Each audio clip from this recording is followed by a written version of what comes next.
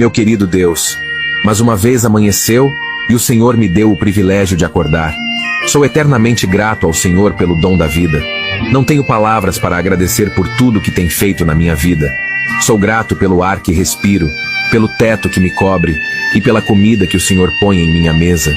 Que hoje seja um dia repleto de realizações, que eu possa ter forças para mais um dia de batalha. Sou falho e não mereço nada que o Senhor tem me dado.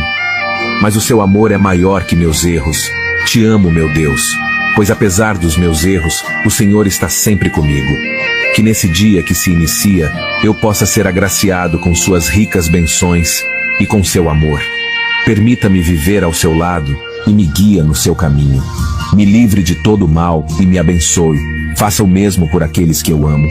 E que nesse dia eu possa levar alegria por onde eu passar. Tire do meu caminho toda a negatividade e o ódio.